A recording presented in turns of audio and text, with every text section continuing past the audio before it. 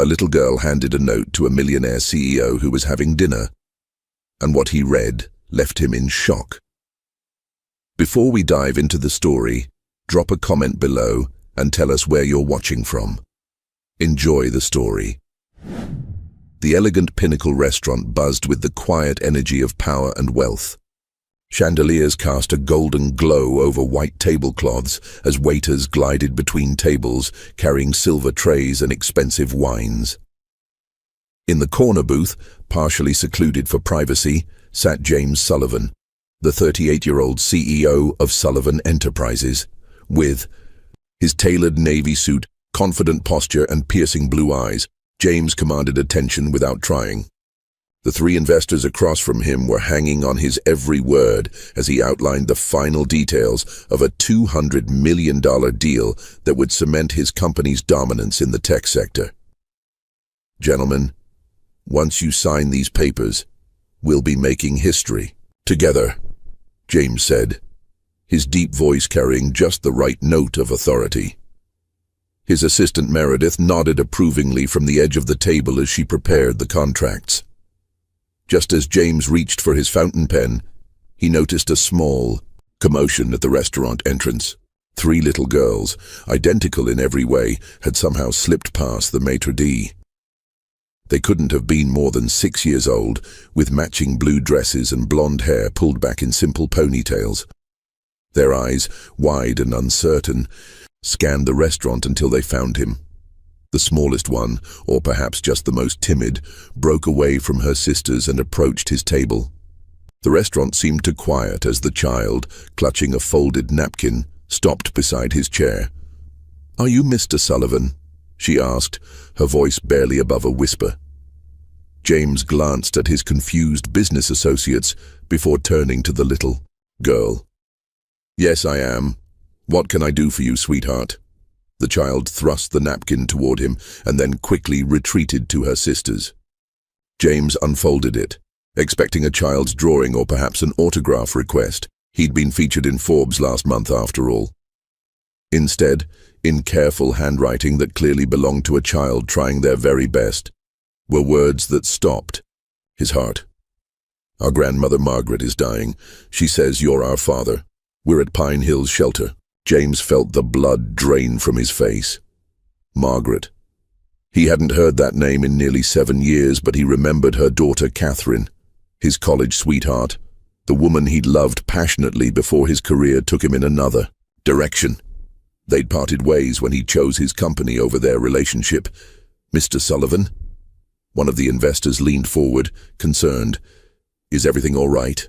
James stared at the three identical little girls who now huddled together near the entrance. 6 years old. The same slightly upturned nose as Catherine. And as one of them turned slightly, he caught sight of something that made his chest tighten. A small crescent-shaped birthmark on her wrist, identical to his own. I need to go," James said, standing abruptly and gathering his things. "Meredith, reschedule everything." "Sir, we've been working on this deal for months. The papers are ready to sign right now," Meredith protested, her professional demeanor cracking slightly.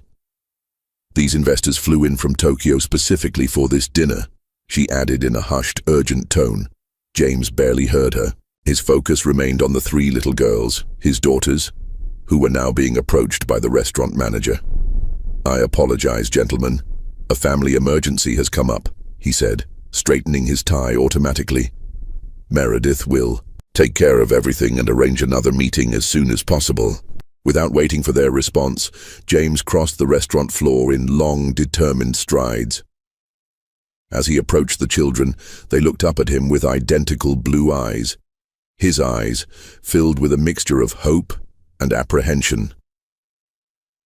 "Mr. Sullivan," the manager began, "I apologize for the interruption. These children shouldn't be in here without—" "It's fine," James interrupted. "They're with me." He knelt down to eye level with the girls, his mind racing with questions. "I'm James Sullivan. Who are you?" The one in the middle, standing slightly ahead of her sisters with a protective stance, answered, "I'm Emma. These are my sisters, Olivia and Sophia," she said. pointing to each in turn. Our grandmother Margaret said we needed to find you before it's too late. James's heart hammered in his chest as he looked at the three identical faces. Faces that somehow reflected his own. With absolute clarity, he knew his life had just changed forever. "Where is your grandmother now?" he asked gently. "At the hospital," the one named Olivia replied. "We're staying at Pine Hills Shelter. Victoria, that's our mom's sister. She brought us there when Grandma got too sick."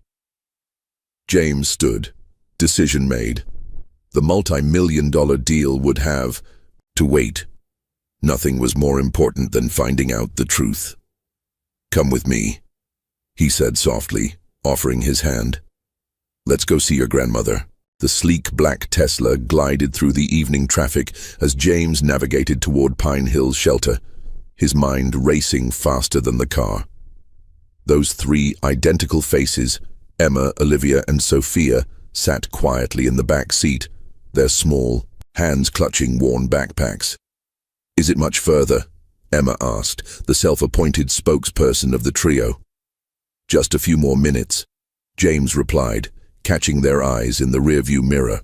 "Have you been at the shelter long?" 3 weeks and 4 days, Olivia answered precisely, since Grandma Margaret had to go to the hospital. The shelter was nestled between a laundromat and a discount grocery store, a simple 2-story building with peeling blue paint. As they walked toward the entrance, James felt the weight of curious stares from staff and residents alike. A tall woman with a clipboard approached them immediately.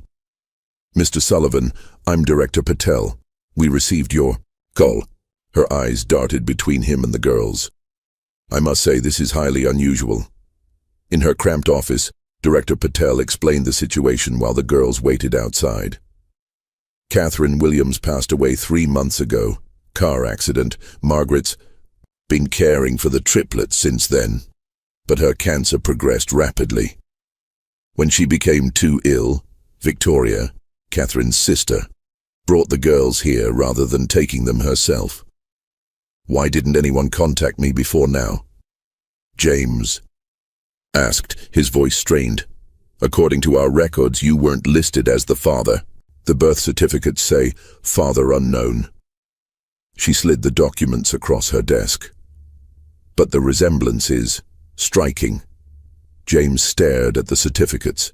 Emma Rose Williams, Olivia Grace Williams, Sophia Faith Williams. All born on October 12th, 6 years ago, approximately 9 months after he'd last seen Catherine. "I'd like to see Margaret," he said firmly.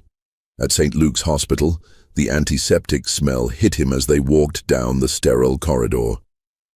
Margaret's room was at the end of the hall, a private room James suspected she couldn't afford. The woman lying in the bed barely resembled the vibrant Margaret he remembered from college days, when she'd welcomed him into their family home for holiday dinners. Her once auburn hair had thinned, her skin now papery and pale. "James Sullivan," she whispered, a weak smile forming. "You came." "Why didn't Catherine tell me?" he asked, emotion threatening to overtake him. "She tried," Margaret replied. "When she found out she was pregnant, you'd just secured your first major investor. She called your office for weeks, but your assistant said you were unavailable." James felt the floor shift beneath him. He remembered that period. 80-hour work weeks, sleeping at the office, his phone perpetually on, do not disturb. By the time she realized she was carrying triplets, her pride wouldn't let her try again. Margaret continued. "She thought you'd moved on." The door swung open and a younger woman entered, slim, with Catherine's high cheekbones but harder eyes. "Victoria," Margaret acknowledged. Victoria's gaze cut to James like ice. So the almighty CEO finally decided to acknowledge his responsibilities? Her voice dripped with disdain. 7 years too late, James." Before he could respond, tiny fingers slipped into his hand. Sophia, the quietest of the three, stood beside him, her blue eyes, his eyes, looking up with innocent trust that shattered his heart and rebuilt it in the same moment. In that hospital room, with his daughters beside him and their resentful aunt across from him, James Sullivan made the first spontaneous decision of his meticulously planned life. "I'm taking them home with me," he declared. "Tonight." Victoria's face hardened as she stepped closer to James, her voice dropping to a dangerous whisper.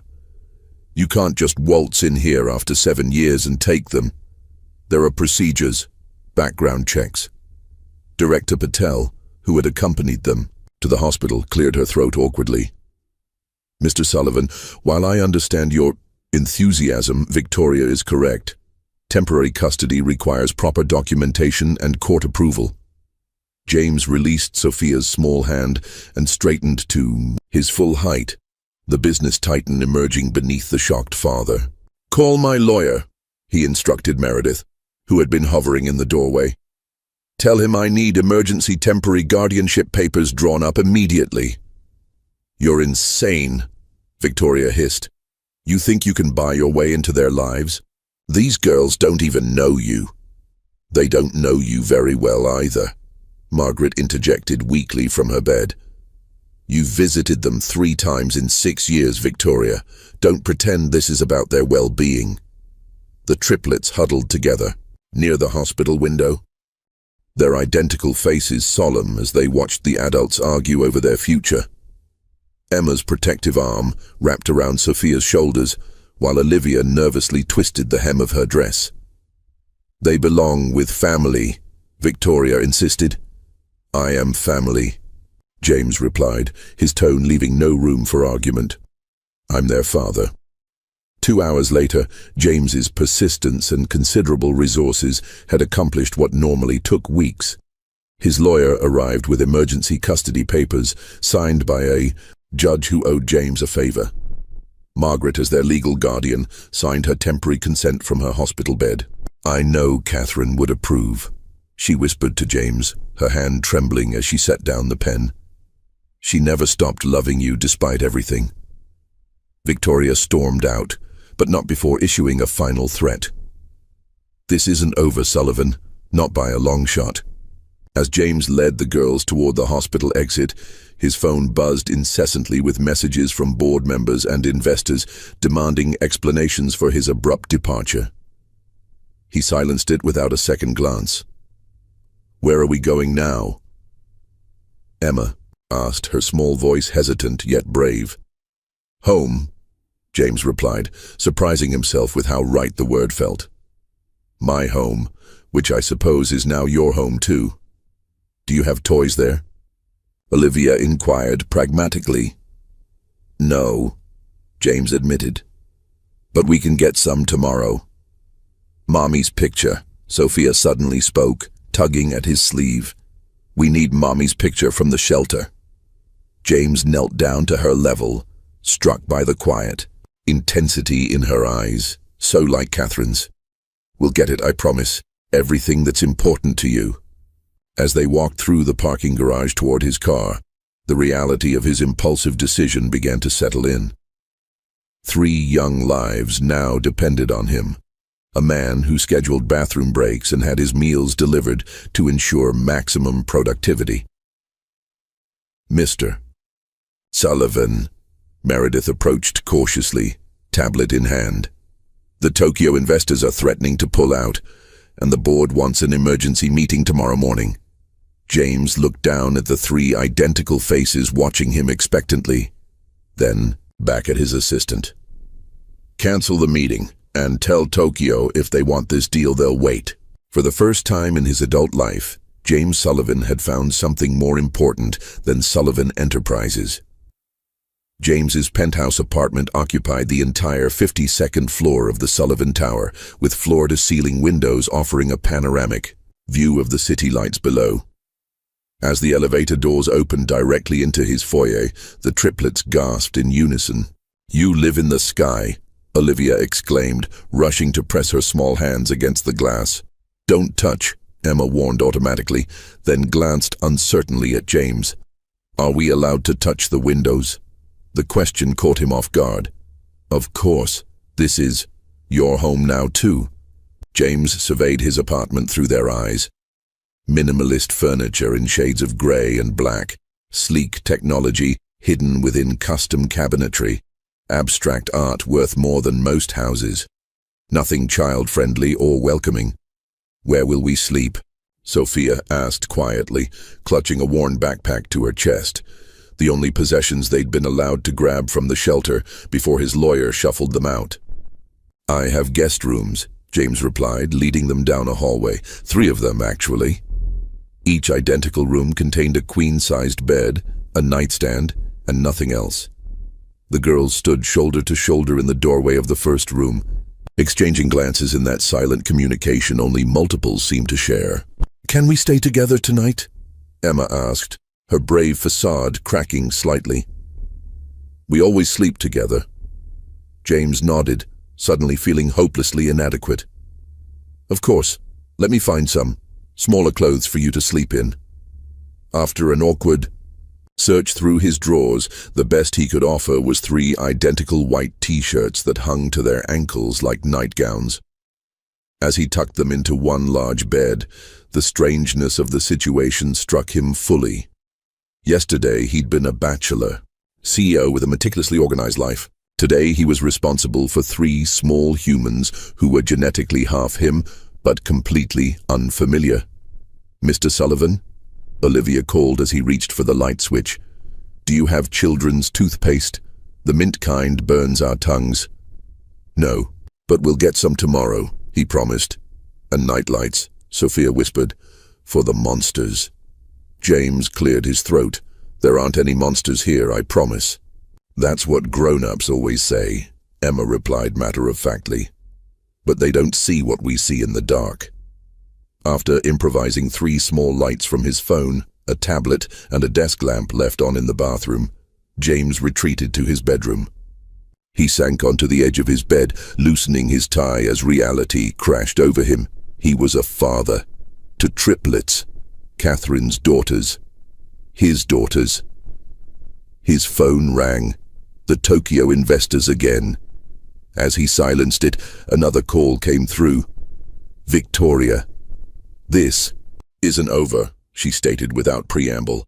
"You abandoned my sister when she was pregnant. You don't get to play hero now just because it's convenient."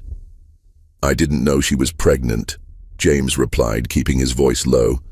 "Catherine never told me." "She tried," Victoria spat. But the great James Sullivan was too busy building his empire to take her calls. After Victoria hung up, James sat in the darkness, haunted by what might have been if he'd been less focused on success and more available to the woman he'd once loved. A soft whimper from the guest room pulled him from his thoughts. He found Sophia sitting up in bed, tears streaming down her face while her sister slept. "Bad dream?" he asked awkwardly. She nodded, hiccuping softly. "I saw Mommy again. She was trying to tell me something, but I couldn't hear her." James hesitated, then sat carefully on the edge of the bed. "Your mom was an amazing woman." "Did you love her?" Sophia asked directly, in that unfiltered way of children.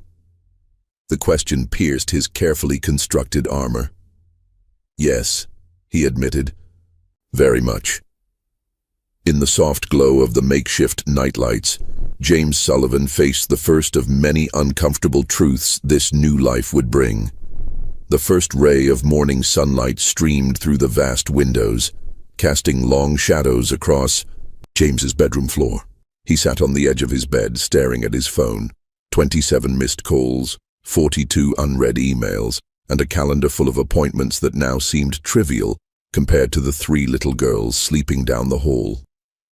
A soft sound from the kitchen startled him. Following the noise, he found Emma perched precariously on his marble counter, small arms stretched toward a cabinet. "What are you doing?" James asked, rushing forward to catch her before she fell. "Looking for breakfast?" Emma answered matter-of-factly as he set her down. "We always get our own breakfast. Grandma Margaret couldn't stand up well in the mornings." The simple statement hit James like a physical blow. These girls, his daughters, had been taking care of themselves and apparently their grandmother, too. "What do you usually eat?" he asked, opening his refrigerator to reveal nothing but protein shakes, champagne, and takeout containers. "Cereal with milk?" Olivia answered, shuffling into the kitchen in her oversized t-shirt, rubbing sleep from her eyes. "Or toast with peanut butter if there's no milk."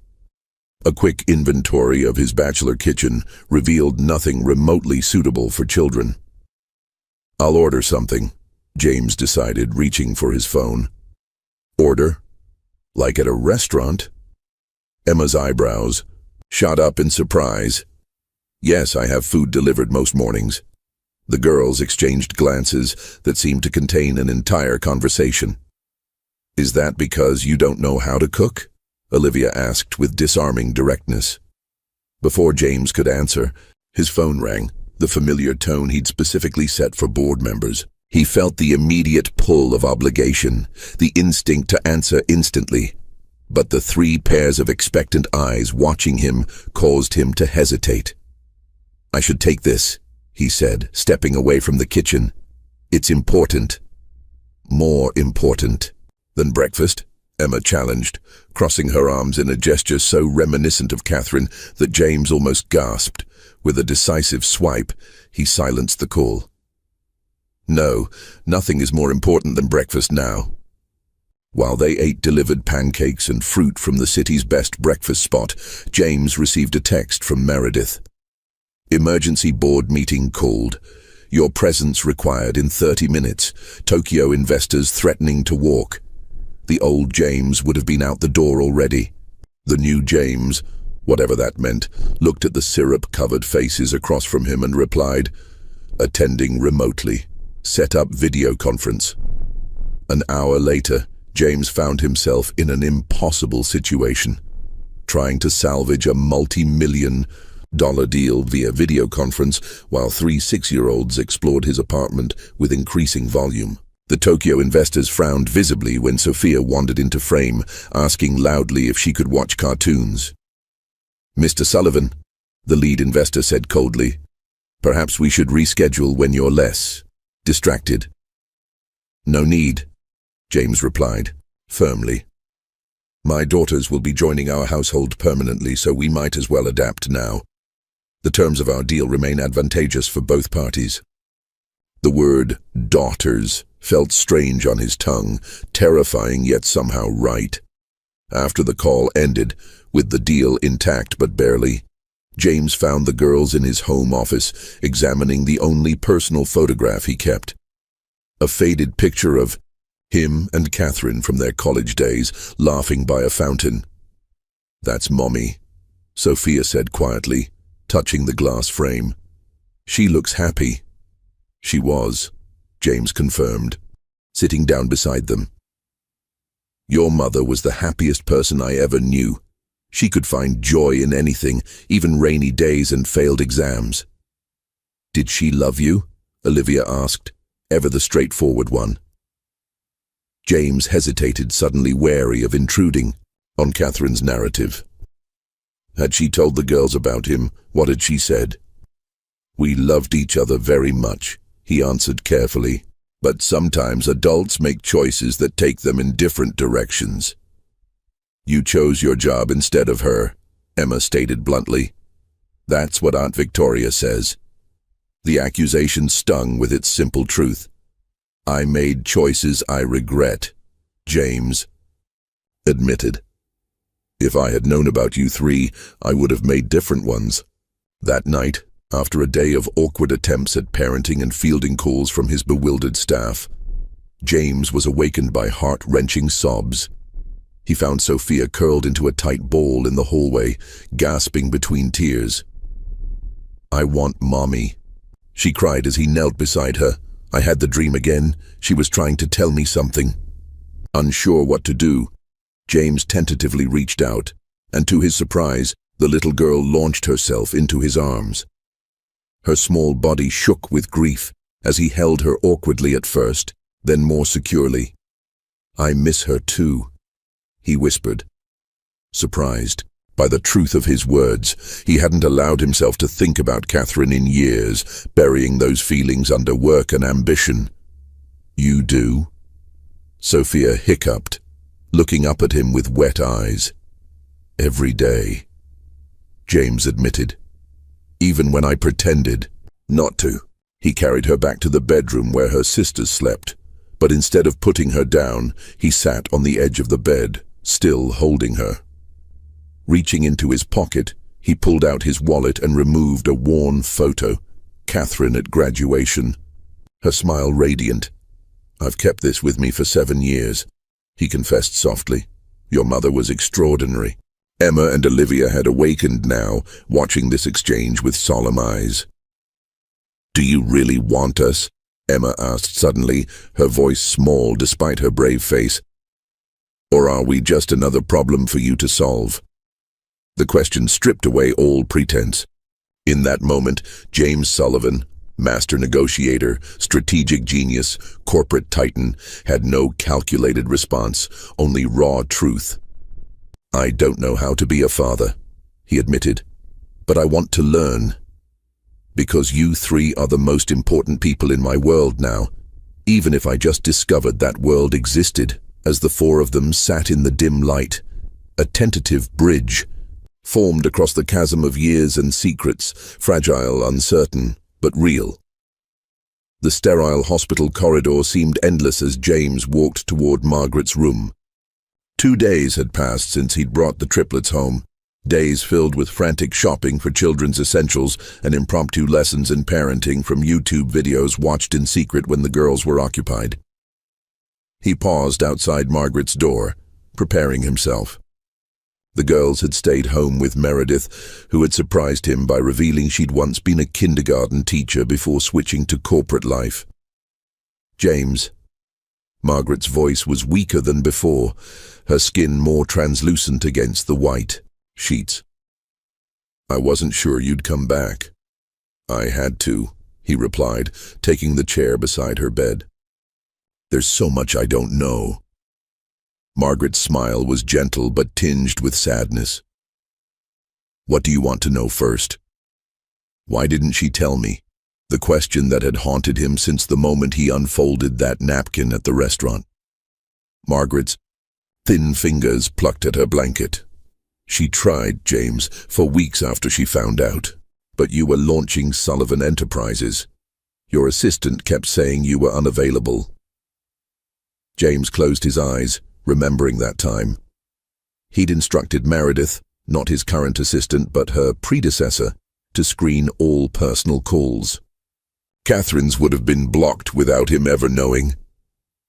"When she learned it was triplets," Margaret continued, "she was terrified but determined. Catherine said you'd made your choice already, your career over her. She was too proud to beg after being rejected so many times." "I never rejected her," James protested. "We agreed to take different paths." "Is that what you told yourself?" Margaret's voice sharpened briefly. "She loved you enough to let you go chase your dreams, and you loved your ambitions enough to let her go." The truth of it struck him like a physical blow. "She built a good life for the girls," Margaret said more gently. "Used her art degree to sell paintings. We helped when we could. She never took a dime of government assistance. Too proud for that too." "Why now?" James asked. "Why tell me after all these years?"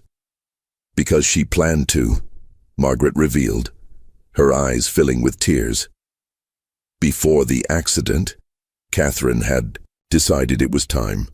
The girls were asking questions about their father. She said you deserved to know your daughters, and they deserved to know you. The door opened behind him, and Victoria stepped in, stopping abruptly when she saw James. "Still here, playing the concerned father?" Her voice dripped with disdain. "How long before you get bored of this newest acquisition?"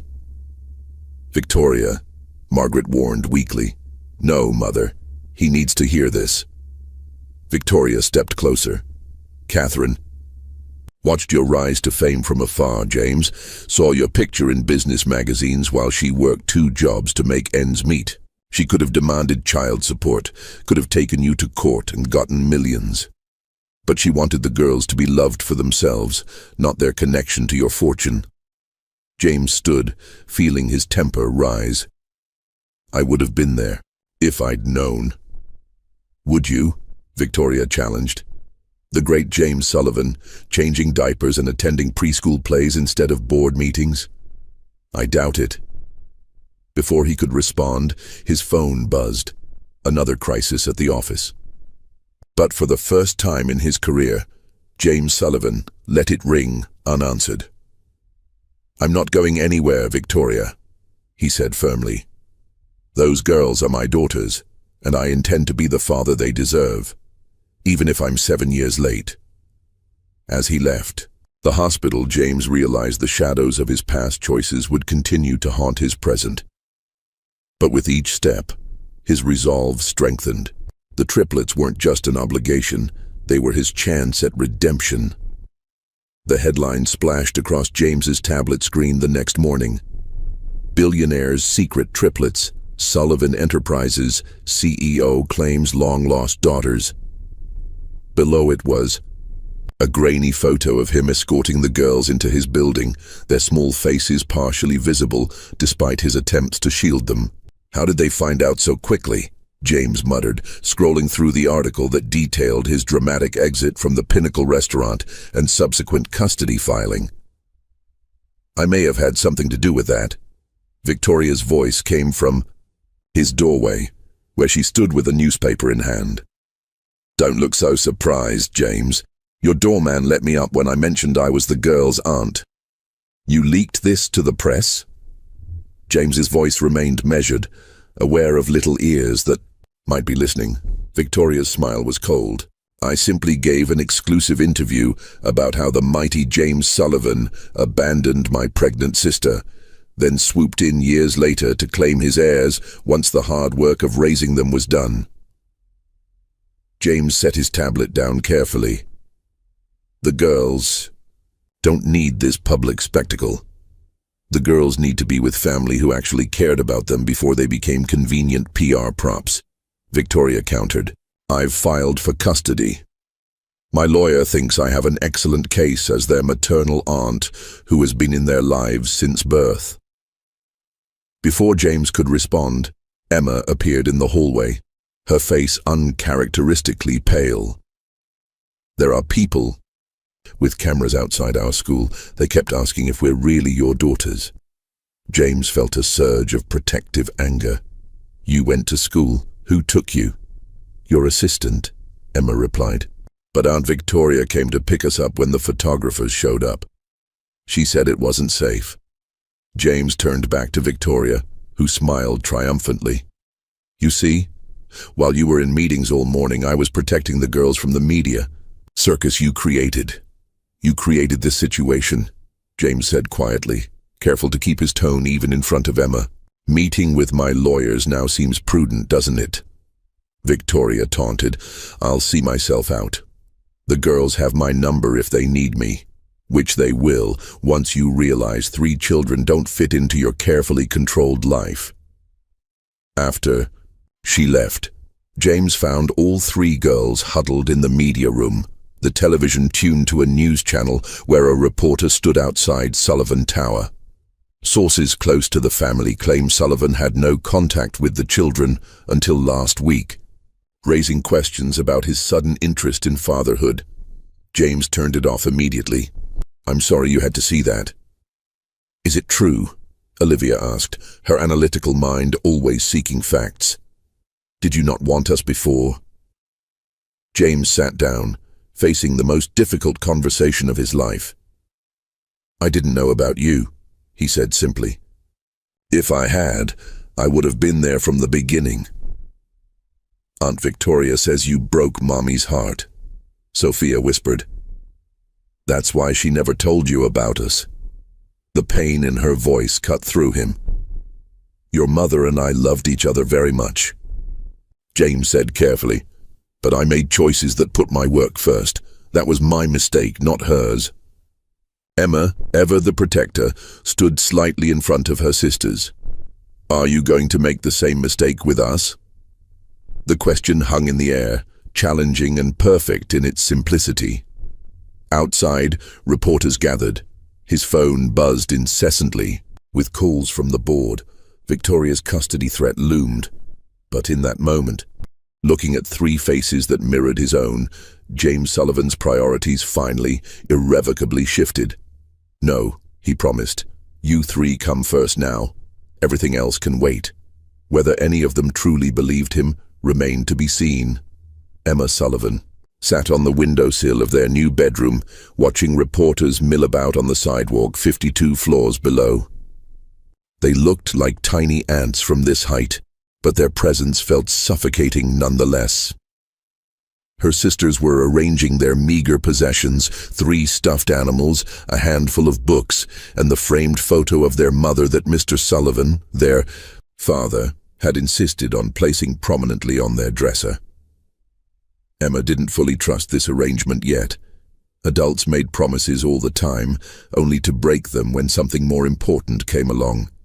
She'd learned that lesson when her mother died and Grandma Margaret got sick and Aunt Victoria dropped them at the shelter. Her job was to protect her sisters, not to believe in fairy tales about billionaire fathers. "Do you think he'll let us paint the walls?" Olivia asked, ever practical as she measured the room with careful steps. "Our room at Grandma's was yellow. Mom said yellow helps you think better." "Maybe," Emma replied non-committally. "Don't get too attached, though. Remember what happened at the shelter? We thought we'd stay there until Grandma got better, but then we came here." Across the room, Sophia sat cross-legged on the carpet, silently drawing in the sketchbook their father had bought yesterday. Of the 3, Sophia was most like their mother, artistic, dreamy, and deeply sensitive. She hadn't spoken much since the reporters ambushed them at school. "What are you drawing, Soph?" Emma asked, leaving her post to check on her quietest sister. Sophia tilted the sketchbook to reveal a surprisingly detailed drawing of their father, his face etched with lines of worry. "He looks sad when he thinks we're not watching," she said, softly. Olivia joined them, examining the drawing with her analytical eye. "Mom used to draw people's feelings too," she noted. "Remember how she could tell what we were thinking just by looking at our faces?" "He doesn't know how to do that yet," Emma pointed out. "He doesn't know us at all." "We don't know him either," Sophia countered with unexpected firmness. "But Mom must have loved him once. Look." She flipped to another page in her sketchbook, where she'd recreated the photo of their parents from memory, young, laughing, in love. "Aunt Victoria says he broke Mom's heart," Emma reminded them. "Aunt Victoria says lots of things," Olivia replied skeptically. "Remember when she promised to take us to Disney World if we got all A's? That never happened." A knock at their door interrupted their conversation. Their father stood uncertainly in the doorway, looking exactly as Sophia had drawn him, powerful, yet somehow vulnerable. "I was thinking we might get out of the apartment today," he said. "There's a private entrance through the garage. We could visit a toy store, maybe get some things to make this room feel more like yours." The sisters exchanged glances, their triplet telepathy in full effect. Emma, designated spokesperson by unspoken agreement, nodded cautiously. "That sounds okay," she said, testing the waters of this new relationship. "But we don't need fancy toys. Just some books, maybe, and art supplies for Sophia." James Sullivan, their father, smiled, and for a brief moment, Emma saw what her mother might have loved about him. "Books and art supplies it is," he agreed. "And maybe ice cream after." As they prepared to venture out together for the first time as a family, each sister harbored different thoughts. Olivia mentally calculated how long this arrangement might last, mapping contingency plans. Sophia observed their father's movements, capturing his essence in her mind to draw later. And Emma maintained her protective vigilance, unwilling to surrender her guard just yet. None of them fully understood that their presence had already changed James Sullivan in fundamental ways, or that the battle for their future was just beginning. Morning sunlight streamed through the windows of James's penthouse as he reviewed the custody filing papers his legal team had prepared. After a week of navigating his new role as father to the triplets, another storm was brewing. His phone buzzed, with an incoming call from his lead attorney. "Good morning, Richard," James answered, keeping his voice low to avoid waking the girls. "Not so good, I'm afraid," Richard replied tensely. "Victoria Williams has officially filed for full custody. And James, it's not pretty. She's hired Elaine Hoffman." James felt his stomach drop. Elaine Hoffman was notorious in family court, a ruthless attorney who specialized in high-profile custody battles against wealthy fathers. Her tactics were legendary and often devastatingly effective. "There's more," Richard continued. "She's given another interview, this time to the Chronicle. It's brutal." James opened his laptop to find the article already trending. "Abandoned by a billionaire, the truth behind the Sullivan triplets." Victoria's tearful photograph accompanied quotes painting James as a callous executive who had ignored Catherine's attempts to contact him and was now using the children as a publicity stunt. "She claims Catherine called your office 17 times when she found out she was pregnant," Richard said. "Is there any truth to that?" James closed his eyes, remembering his assistant from that time, a woman he'd instructed to shield him from personal matters during the critical launch phase of his company. "It's possible," he admitted. "I was unreachable to anyone not directly involved with the business." A small sound from the doorway made him look up. Emma stood there in her pajamas, her expression unreadable. "Richard, I'll call you back," James said quickly, ending the call. "Emma, good morning.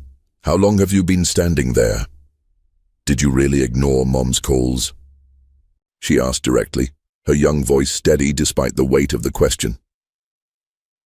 James hesitated, then gestured for her to come sit beside him. "I didn't know she was calling," he said truthfully. "But I did make myself unavailable to people outside of work. That was wrong of me." Emma studied his face with an intensity that reminded him so much of Catherine. "Aunt Victoria says you'll get bored of us once we're not new anymore, like your fancy cars and watches." The comparison stung precisely because in the past there might have been some truth to it. James had always moved quickly from achievement to achievement, never pausing to savor success before chasing the next goal. "People aren't possessions, Emma," he said carefully. "You and your sisters aren't acquisitions. You're my daughters. That means something different than anything else in my life." "She's taking us to court," Emma stated flatly. It wasn't a question. James nodded, surprised at her awareness. "She's trying to, yes. We'll have to pick, won't we, between you and her?" Emma's voice finally betrayed a tremor of uncertainty. "It's not that simple," James began, but Emma cut him off. "It is that simple for us," she insisted. "Adults always make children choose, even when they pretend they're not." Before James could respond, his phone rang again. The board chairman demanding an update on when he'd return to full-time leadership. As he silenced it, Emma gave him a knowing look that cut straight to his core. "See? Something always matters more," she said, sliding off the couch and heading back toward the bedroom where her sisters slept, leaving James to face the uncomfortable truth in her words. Outside his window, across the street, a photographer with a telephoto lens captured the moment, further ammunition for Victoria's campaign to portray him as an unfit father. The battle lines were drawn, and James Sullivan realized he was fighting for something far more precious than any corporate takeover. His daughters' hearts and trust were at stake, and Victoria had a significant head start. The Sullivan Enterprises boardroom had always felt like home to James, a place where he commanded respect and wielded decisive power. Today, however, as he sat at the head of the polished mahogany table facing 8 stern-faced board members, it felt more like a tribunal. "James, while we sympathize with your Personal situation? Harold Winters, the board chairman, began carefully. The company is suffering. The Tokyo deal is hanging by a thread. The Chicago acquisition requires your personal attention for at least 3 weeks, and it can't be postponed any longer. James glanced at the financial reports spread before him. Stock prices had dropped 7% since news of the triplets broke. Investors were nervous about his sudden shift in priorities. "I understand your concerns," James replied evenly. "But my daughters need stability right now, especially with the custody battle brewing." Eliza Chen, the newest board member, leaned forward. "James, no one is questioning your right to be a father. But Sullivan Enterprises employs over 10,000 people who depend on this company's success. Your success. You have 3 options," Harold stated bluntly. "Return to full-time leadership immediately, take a formal leave of absence while we appoint an interim CEO, or continue this half-presence that's satisfying neither your parental nor your executive responsibilities." The ultimatum hung in the air as James's phone buzzed with a text from Meredith. "Home visit from CPS in 30 minutes. Get back ASAP." "I need to go," James said, standing abruptly. "Family emergency." Harold's expression hardened. "That's exactly what we're talking about, James. 10 years ago, you would have stayed in this room until we reached a solution, regardless of what else was happening." 10 years ago, I didn't know I had children," James replied, gathering his things. "We'll continue this discussion tomorrow." At home, James arrived just as a severe-looking woman in a charcoal suit was introducing herself to Meredith at the door. "Mr. Sullivan," the woman said, extending her hand. "I'm Rebecca Torres from Child Protective Services. I'm here to conduct an evaluation as part of the custody proceeding initiated by Victoria Williams." The apartment, usually immaculate, now bore evidence of 3 children, backpacks by the door, artwork taped to walls, a half-completed puzzle on the coffee table. "Where are the girls?" James asked Meredith quietly. "Still at school." Victoria insisted on picking them up today since you were in meetings. Meredith's expression conveyed her concern about this development. Ms. Torres noted this exchange on her clipboard. "Mr. Sullivan, how many hours per week would you say you spend directly supervising the children?" The question was a trap, and James knew it. Any honest answer would paint him as an absentee father, while lying would be easily disproven. "Not enough," he admitted. "I'm adjusting my schedule to prioritize them, but it's been challenging. And this Chicago trip I've heard mentioned in the filing, 3 weeks away from children who've just lost their mother and grandmother, seems problematic, doesn't it?" Before James could respond, the elevator doors opened to reveal Victoria with the triplets, all wearing matching outfits he'd never seen before. "Oh," Victoria feigned surprise. "We didn't realize you'd be home, James. The girls and I had such a lovely afternoon shopping." Her eyes flicked meaningfully to Ms. Torres. "I wanted them to have proper clothes that actually fit, not just whatever. Could be ordered online." The implied criticism was clear, as was the message to the CPS worker. Victoria had time for the children. James did not. As the triplets spotted Ms. Torres's clipboard, their expressions changed. They'd seen enough officials with paperwork to know what it meant. Another disruption was coming.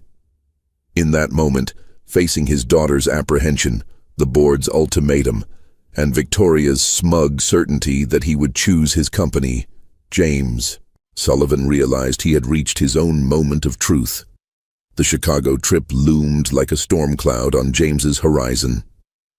His flight was booked for tomorrow morning, a corporate jet waiting to whisk him away to salvage the acquisition that could cement Sullivan Enterprises' market dominance for years to come. His suitcase sat half-packed in his bedroom, a symbol of his divided loyalties. "Mr. Sullivan." Meredith appeared in his doorway, her expression troubled. "The school just called. There's been an incident with Sophia." 20 minutes later, James rushed through the elementary school corridors, his heart pounding. In the counselor's office, he found Sophia huddled in a chair, tears streaming silently down her face. A partially destroyed paper project lay on the table before her. "What happened?" James asked the counselor, a kind-faced woman who introduced herself as Ms. Patel. Today's assignment was creating family trees, Ms. Patel explained gently. Sophia became upset when some classmates questioned why her tree didn't match others. James knelt beside his daughter, noting the family tree with branches labeled Mommy and Daddy, but with only Catherine's photo attached. His own branch remained conspicuously empty. "I didn't know what picture to put," Sophia whispered. "I don't have any of you." The simple statement hit James with unexpected force. Of course they had no photos together. He'd been absent for their entire lives. "Then Tommy said you weren't really our dad," Sophia continued, her voice trembling. "He said his mom read that you're only pretending because you need heirs for your money." James felt a surge of protective anger, but before he could respond, the office door opened again. Victoria swept in, wearing an expression of practiced concern. "I came as soon as I heard," she announced, casting James a triumphant glance before focusing on Sophia. "Sweetheart, I'm here now." "The school called you too?" James asked, keeping his voice neutral despite his irritation. "I'm listed as their emergency contact," Victoria replied smoothly. "Have been since they were born." The implication was clear. She had been there from the beginning. He had not. "Your flight to Chicago is early tomorrow, isn't it, James?" Victoria continued, her voice honeyed with false concern. "Don't worry about cutting your time with Sophia short. I can take her home with me." Ms. Patel glanced uncomfortably between the adults, clearly sensing the tension. "My flight's been cancelled," James said abruptly, surprising even himself with the decision. "I'm not going to Chicago." Victoria's smile faltered. "But your big acquisition can wait," James finished firmly. He turned back to Sophia, whose tears had slowed as she watched this exchange. "How about we take some photos together today, all four of us? Then you can finish your family tree properly." For the first time that day, Sophia's face brightened slightly. As they left the school together, James's phone rang incessantly, the board chairman no doubt having heard of his cancelled trip. But watching Sophia walk beside him, her small hand cautiously slipping into his, James knew he'd made the only possible choice. That evening, after an impromptu photo session that had even Emma laughing, James sat the girls down for the conversation he should have had days ago. "I need to tell you something important," he began carefully. "I've turned down a business trip that would have taken me away for 3 weeks." "Because of us?" Olivia asked with her characteristic directness. "Yes," James admitted. "Because some things are more important than business deals. I'm learning. That a bit late, but I am learning." "Aunt Victoria says you'll never change," Emma stated, though her tone held a question rather than certainty. "People can change, Emma," James replied gently, "when they find something worth changing for." 3 pairs of blue eyes, his eyes, studied him intently, weighing his words against the abandonment they'd already experienced. The trust he saw tentatively blooming there was worth more than any corporate acquisition. The family courtroom was smaller than James had expected, more intimate and therefore more intimidating. He adjusted his tie nervously as his attorney, Richard, reviewed their strategy one final time. "Remember, stick to the facts," Richard advised. "Victoria's team will try to provoke an emotional response." Across the aisle, Victoria sat with her, attorney Elaine Hoffman, whose reputation for ruthlessness was well earned. Victoria wore a conservative navy dress that emphasized her connection to the traditional family values she claimed to represent. When the triplets entered with their court-appointed guardian ad litem, James felt his heart constrict. They looked so small and solemn in their matching dresses, their identical faces tight with anxiety. "All rise," the bailiff announced as Judge Martinez entered the courtroom. The proceedings began with Victoria's testimony, carefully crafted to highlight her lifelong presence in the girls' lives. She described holidays, birthdays, and everyday moments James had missed, each example another knife twisting in his conscience. "And how often did Catherine discuss Mr. Sullivan with you?" Elaine Hoffman asked. She was devastated by his rejection. Victoria replied, her voice breaking perfectly on cue. "When she found out she was pregnant with triplets, she called his office repeatedly, but he never returned her calls. She told me he had made his choice, his company over her." James gripped the edge of the table, forcing himself to remain composed as Victoria continued painting him as an ambitious executive who had abandoned Catherine and was now claiming the children only to protect his public image. When it was James's turn to testify, Elaine's cross-examination was merciless. "Mr. Sullivan, in the past month, how many hours have you personally spent with the children without assistance from nannies or your executive assistant?" "I've been adjusting my schedule." "A number, please," Elaine interrupted. "Not enough," James admitted, "but I'm making changes like canceling business trips at the last minute. How can the court trust your commitment when your pattern throughout life has been prioritizing work above personal relationships?" Richard objected, but the damage was done. James felt sweat beading on his forehead as Elaine continued her methodical dismantling of his case. "Your company requires frequent international travel, correct? And long hours. How can you possibly provide the stability these children need after the trauma they've experienced?" When Elaine finished, Judge Martinez called a brief recess. In the hallway, James spotted the triplets sitting on a bench with their guardian ad litem. He approached cautiously, aware of the rules limiting contact during proceedings. "Are you going to lose?" Emma asked bluntly when the guardian allowed him to speak with them briefly. "I don't know," James answered honestly. "But whatever happens, I want you three to know something important." He knelt to their level, ignoring the expensive suit pants pressing against the courthouse floor. "Finding out about you was the best thing that ever happened to me. Not because you're my biological children, but because knowing you has helped me understand what really matters." When court reconvened, James dismissed the carefully prepared statement his legal team had crafted. Instead, he spoke directly to Judge Martinez about his journey over the past month, his mistakes, his regrets, and his commitment to change. "I can't change the past 7 years," he concluded. "But I can promise that from the moment I learned about my daughters, they became my priority. I've stepped back from daily operations at my company. I've canceled the Chicago acquisition that was supposed to be the crowning achievement of my career. Victoria claims I'll always choose work over family, but I've already proven that assumption wrong." As he finished speaking, the courtroom doors opened and a frail figure in a wheelchair entered, pushed by a nurse. Margaret Williams, looking alarmingly thin but determined, had somehow left her hospital bed to be here. "Your Honor," she called weakly, "I have testimony relevant to this case." The judge's eyes widened in surprise, but he nodded, allowing this unexpected development.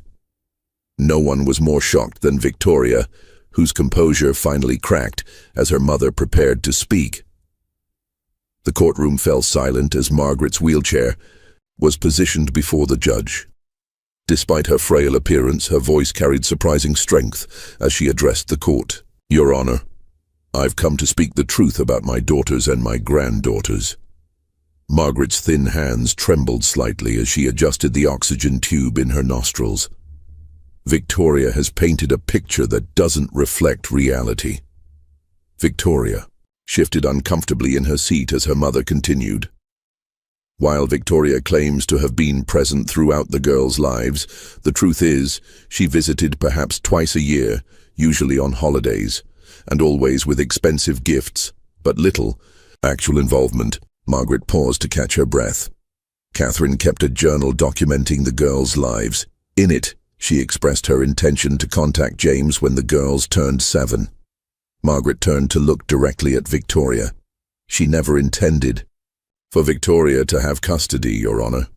She knew her sister's resentment toward James was unhealthy, a resentment born from Victoria's own feelings for James during college, feelings he never returned. A collective gasp rippled through the courtroom. Victoria's face flushed deep red as this revelation hung in the air. "That's a lie," Victoria protested, her composure cracking. "This is about what's best for the girls, not ancient history." "Is it?" Margaret questioned gently. "Or is it about punishing James for choosing Catherine instead of you all those years ago?" As the judge called for order, James sat stunned by this revelation. Suddenly, Victoria's vendetta made more sense. It wasn't just about Catherine, but about her own rejected feelings. When court adjourned for the day, James found himself facing the most momentous decision of his life. His legal team had arranged an emergency meeting with the board of Sullivan Enterprises, who were demanding resolution to the leadership crisis. "The board has made their position clear," Richard explained as they left the courthouse. "Either you return to full-time leadership and arrange suitable childcare for the girls, or they'll enforce the succession clause in your contract." The succession clause, something James had insisted on years ago to ensure company stability, would force him to step down if he became incapacitated or otherwise unable to fulfill the duties of CEO. Never had he imagined it would be used against him for choosing fatherhood. Back at his apartment, the triplets were unusually quiet, sensing the weight of the day's events. As James tucked them into bed that night, Sophia held onto his hand. "Are you going to choose us or your company?" she asked, her voice small but direct. The question pierced him. All 3 girls watched him expectantly, their identical blue eyes, his eyes, searching for truth. "Some choices look difficult but are actually simple once you know what matters most," James replied carefully. "Tomorrow, I'm going to make some changes that might surprise people." The next morning, James walked into Sullivan Tower wearing not his usual power suit, but casual slacks and a sweater. He rode the elevator directly to the boardroom where the emergency meeting was already in progress. "James," Harold Winters began formally, "we've prepared the necessary paperwork for both scenarios. Either you sign this agreement committing to full-time leadership, effective immediately, or this one, transferring CEO powers temporarily to the COO." James looked around the table at the faces of people who had been his colleagues for years. Then he placed a third document on the table. "I've prepared my own option," he said calmly. "Effective immediately. I'm stepping down as CEO and will serve only as chairman of the board, with limited hours and responsibilities." The room erupted in shock, but James continued with newfound clarity. "My daughters need me more than this, company does. And I need them more than I need this title." Across town, Victoria received the news with disbelief. Her leverage, his obsession with his company, had just evaporated, forcing her to reconsider her strategy in a custody battle that suddenly looked much less certain. The courtroom buzzed with tension as the final day of the custody hearing began. News of James Sullivan's shocking resignation as CEO had spread like wildfire through the business world and now cast a long shadow over the proceedings. Victoria sat at her table looking distinctly unsettled, while James appeared more relaxed than he had in years, his focus entirely on the 3 small figures sitting with their guardian ad litem. Judge Martinez cleared his throat. "Before we continue, I'd like to hear from Margaret Williams again. Her testimony yesterday raised significant concerns about the motivations behind this custody dispute." Margaret, looking even frailer than the day before, was wheeled to the front of the courtroom. Her nurse hovered nearby with an oxygen tank. "Your Honor, Margaret began, her voice thin but determined. "I brought Catherine's journal with me today." In her final entry, 3 weeks before the accident, she wrote specifically about her wishes for the girls, if anything happened to her. Victoria shifted uncomfortably as Margaret handed the leather-bound book to the judge. Catherine knew she was the bridge between the girls and both sides of their family. Margaret continued. She wanted them to know their father, but she feared Victoria's resentment would poison that relationship. "Mother, please," Victoria interrupted, but Judge Martinez silenced her with a stern look. Catherine wrote that Victoria had always been jealous of her relationship with James in college. Margaret explained, her eyes sad but resolute. When Victoria learned about the pregnancy, she encouraged Catherine to hide it from James, saying he would only disappoint her again. But Catherine confided in me that as the girls grew older, she questioned that decision more each day. The judge read silently from the journal, his expression grave. "Mrs. Williams, did Victoria know about your daughter's intentions to contact Mr. Sullivan?" "Yes," Margaret answered. Catherine told her just weeks before the accident. Victoria was furious, said James would take the girls away from all of us. They had a terrible argument about it. A heavy silence fell over the courtroom as all eyes turned to Victoria, who stood abruptly. "This is ridiculous." Catherine was naive about him, she protested. She didn't understand what kind of man he really is. "And what kind of man is that?" "Ms. Williams?" Judge Martinez asked evenly. Victoria gestured wildly toward James. "A man who abandons his responsibilities, who chooses his career over family, who just gave up his position as CEO to focus on his daughters?" The judge finished for her, raising an eyebrow. With that simple observation, Victoria's carefully constructed narrative began to crumble. But the most devastating blow came next, from an unexpected source. Emma stood up from her seat, her small voice ringing clear in the hushed courtroom. "Aunt Victoria told us our father knew about us and didn't want us," she announced. "She said it yesterday when she took us for ice cream. She said he only wants us now because it looks good for his company." Olivia nodded in confirmation. "She said we shouldn't call him Dad because he'll send us away when he gets tired of playing family." The judge's expression darkened as he turned to Victoria. "Ms. Williams, have you been deliberately attempting to alienate these children from their father?" Before Victoria could formulate a response, Sophia slipped from her seat and walked to James's side, taking his hand in a gesture that spoke volumes. "He's our dad," she said simply. "And he doesn't pretend to be perfect. He just tries really hard." In that moment, watching his daughter's brave stand, James felt something shift permanently within him. The court battle, his company, his former priorities, all paled in comparison to earning that simple declaration of trust from his children. As Judge Martinez called a brief recess to consider his ruling, James knelt beside Sophia, with Emma and Olivia quickly joining them in a tight circle that excluded everything else in the world. "Whatever happens," he promised them, "we're family now, and nothing is more important than that." 3 months after the custody hearing had concluded, James stood at the window of his penthouse, watching the city lights shimmer below. The apartment had transformed completely. Where once sleek minimalism had reigned, now color and life flourished everywhere. Emma's soccer trophies lined one shelf, Olivia's collection of science books filled a bookcase, and Sophia's artwork adorned every wall. Judge Martinez had granted James full custody, with provisions for regular visits with Margaret, whose health had stabilized enough for her to move into an assisted living facility near their building.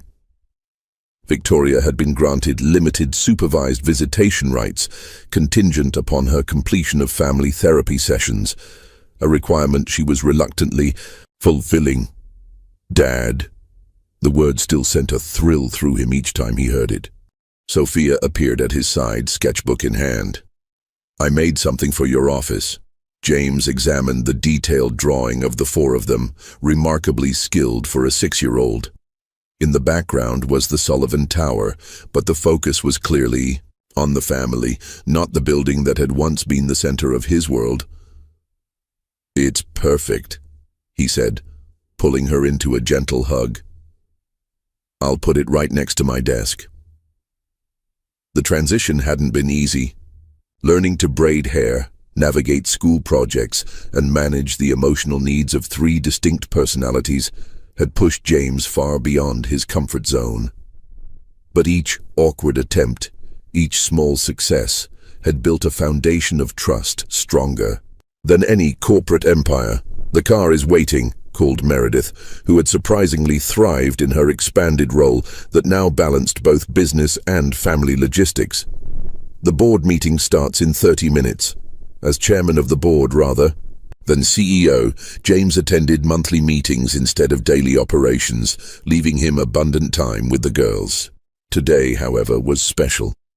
The triplets would be joining him at Sullivan Tower for the first time. Emma emerged from her room, wearing a miniature blazer that matched his own, a deliberate choice that touched him deeply. Olivia followed with a tablet clutched to her chest, eager to see the company's operations room with its wall of data screens. "Do you think people will stare at us?" Emma asked as they rode the elevator down to the garage. "Probably," James answered honestly, "but only because they've heard how amazing you 3 are." The private family entrance to Sullivan Tower bypassed the main lobby, where reporters occasionally still lingered, hoping for photographs of the Sullivan triplets who had changed the trajectory of a business titan. In his office before the meeting, James paused before a photograph prominently displayed on his desk. Catherine, smiling brightly at a college graduation, full of life and promise. Beside it now sat Sophia's family portrait.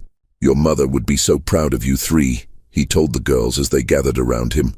"And I think—" He hesitated, emotion tightening his throat. "I think she would be proud of me too, finally." As they walked toward the boardroom, Emma slipped her hand into his. Olivia quick-stepped beside them, peppering him with questions about stock prices. Sophia trailed slightly behind, already sketching the impressive view from the executive floor.